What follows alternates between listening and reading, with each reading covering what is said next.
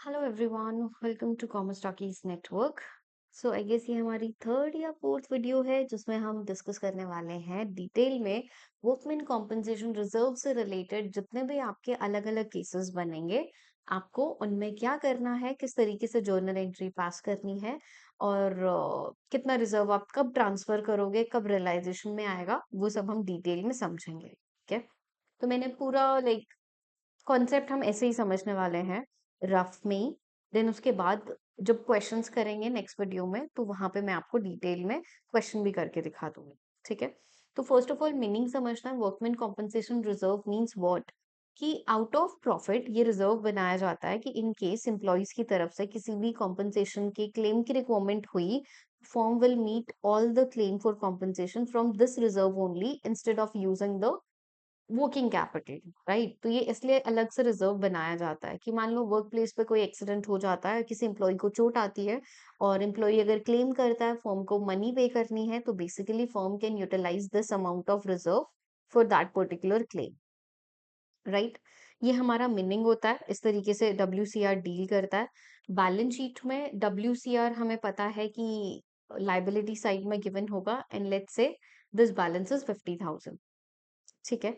Next question करते हैं हम। तो हमारा नेक्स्ट केस समझते हैं। इसमें देखो हमारे डिफरेंट डिफरेंट 4 केसेस बनेंगे। So case number 1, when there is no liability against the WCR, it means there will be no claim, there is no claim for the WCR। तो उस केस में हम क्या करेंगे? हमें क्या कहीं आउटसाइडर्स को कुछ पे करना है? नहीं। तो ये पूरा का पूरा WCR हम पार्टनर्स में डिवाइड कर देंगे। तो हमारी एंट्री क्या बन जाएगी? WCR account debit to partners capital account, जैसे हम नॉर्मली बाकी सारे चैप्टर्स में करते थे, सेम प्रोसेस कि पार्टनर्स में डिवाइड कर देंगे उनके ओल्ड प्रॉफिट शेयरिंग रेशियो में। I mean, the whatever now the firm is dissolving, so whatever the profit sharing ratio they are sharing, in that ratio we will divide the workman compensation reserve. ठीक है, clear simple case.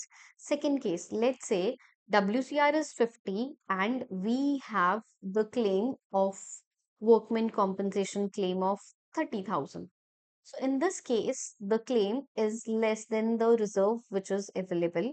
तो हम क्या entry बनाएंगे? Workman compensation reserve account debit, we have the claim of 50,000, realisation account, realisation की credit में transfer करेंगे 30,000।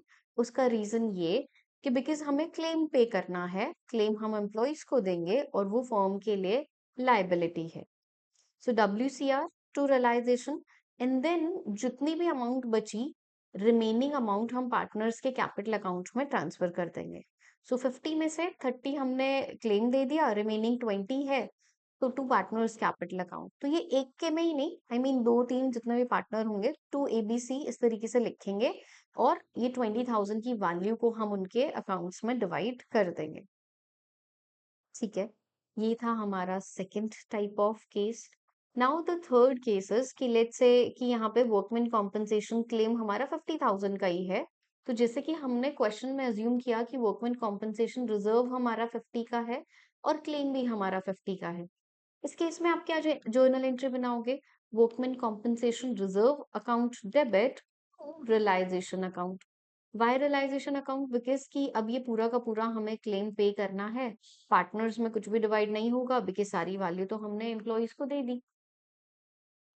And the next and the last case is कि लेट्स से कि we have the liability of 60,000। अब इस case में हम क्या करेंगे? तो बेसिकली हमारे पास रिजर्व है 50, बट हमें क्लेम आया 60 का। तो वर्कमैन कॉम्पनसेशन रिजर्व आपके पास कितना है? 50,000 है। आप रियलाइजेशन में तो एक बार 50,000 ही ट्रांसफर करोगे। सो हम workman compensation reserve to realisation account 50,000 ही लिखेंगे। बट जब हम पेमेंट करेंगे, ठीक है, जब बात पेमेंट की आएगी, जब रियलाइजेशन अकाउंट में हम वो क्लेम को पे कर रहे हैं, देन हम realisation account debit to bank या कैश, यहाँ पे फिर हम 60,000 पे करेंगे because the claim is 60,000 from the employees. तो ये पेमेंट वाली एंट्री कैसे पास करनी है ये हम क्वेश्चंस में ही समझेंगे। अभी जस्ट हमने ये समझा कि रिजर्व्स अवेलेबल हैं, वर्कमैन कॉम्पनसेशन रिजर्व, तो लाइबिलिटी नहीं है, क्लेम नहीं है, पार्टनर्स के कैपिटल अकाउंट में क्रेडिट कर दो, उनके पीएसआर में। क्लेम अगर कम है तो जितना क्लेम है उतना रियलाइजेशन में ट्रांसफर कर दो एंड रिमेनिंग पार्टनर्स के कैपिटल अकाउंट में। एंड अगर फुल वैल्यू क्लेम है तो पूरा का पूरा रियलाइजेशन में चला जाएगा, पार्टनर्स के कैपिटल अकाउंट में कुछ भी नहीं आएगा। एंड अगर ज्यादा क्लेम आया है तो पूरा रिजर्व आप रियलाइजेशन में ट्रांसफर कर दोगे। When you have to pay the money, when you have to pay that particular claim, then in this journal entry you will pay the whole amount instead of whatever we have, whatever the amount of reserve, तो ये आप full पे करोगे। ठीक है, तो ये सारे हमारे केसेस थे और हमने कॉन्सेप्ट समझा वर्कमैन कॉम्पनसेशन रिजर्व का डिफरेंट डिफरेंट केसेस में। नेक्स्ट वीडियो में अभी हम पहले एक क्वेश्चन सॉल्व कर लेंगे वर्कमैन कॉम्पनसेशन रिजर्व से रिलेटेड, और फिर हम आगे टॉपिक्स करेंगे। ठीक है, आई होप ये आपको क्लियर है। किसी भी केस में कोई भी डाउट है so please feel free to comment your queries in the comment section. Okay, thank you.